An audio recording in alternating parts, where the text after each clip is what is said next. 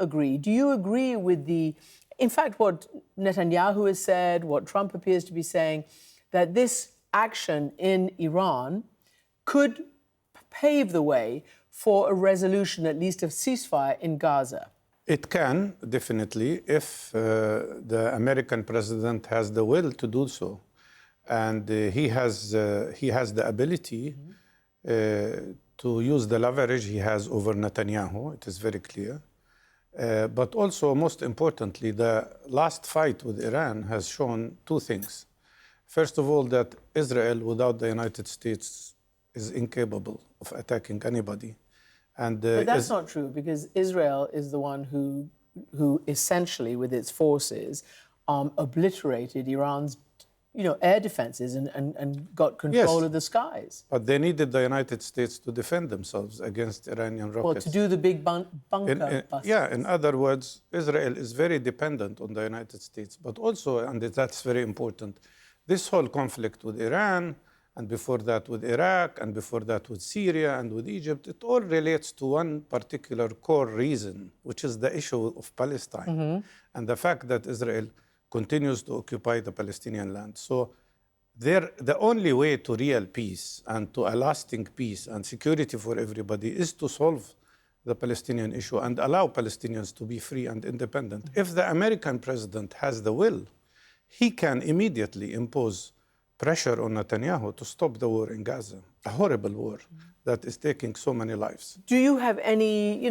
sources and people who obviously you're connected with on this very personal and political issue for yourself in the region, who are giving you any hope that there might be some breakthrough? I mean, if President Trump says, quote, very close to a deal, and Hamas says, yes, but there are other issues, do you think it's possible? The deal is quite possible, and actually not only about releasing all the 10 Israeli prisoners or captives, but actually the release of all Israeli captives in exchange of stopping the war. And I think Hamas has been ready for that for a long time.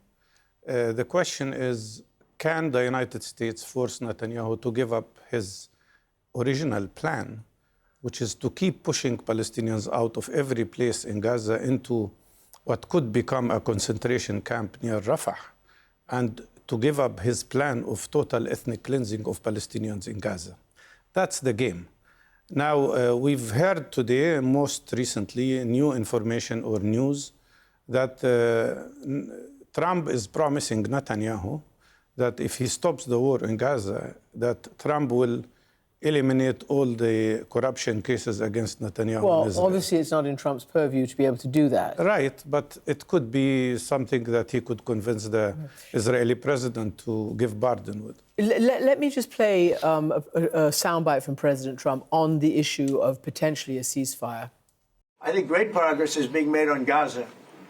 I think because of this attack that we made, I think we're going to have some very good news. I think that it helped a little bit. It showed a lot of power. Yeah, I think it helped. But we're going to get separately, even before this, we were very close to making a deal on Gaza. So we've talked a little bit about the dynamic potentially having changed over these strikes on Iran, a bit of a window for engagement. What do you think? I mean, the big all-time question, obviously, for Palestinians is, does Israel leave the Gaza Strip? Does the IDF get out, which was what the Biden administration had thought it was negotiating at the end of its time there? Does an international force, but maybe mostly Arab force, come in, and guaranteed by the United States? And does Hamas lay down its weapons and agree that it is not going to be any member of an official future for Gaza? That issue was resolved long time ago. Which issue?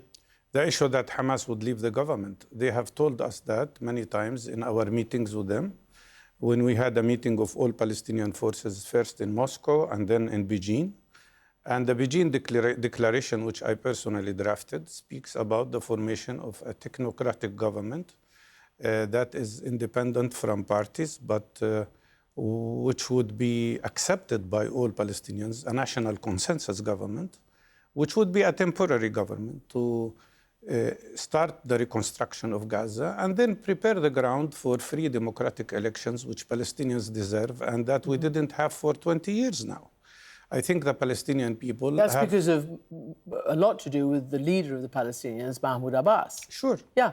Of course, he has to accept that, and it is up to him now to start implementing the Beijing Declaration, which means we don't need any other forces to come in. We are fully capable of ruling ourselves. You know that's not going to fly, Mr. Barghouti. There's no way that either the Americans or the Israelis are going to say, oh, yeah, here, go for it, after what happened. There's going to have to be some kind of international acceptable force to temporarily or whatever it is to guarantee the peace. They're most welcome to bring any international force to sit on the borders, but not to rule us.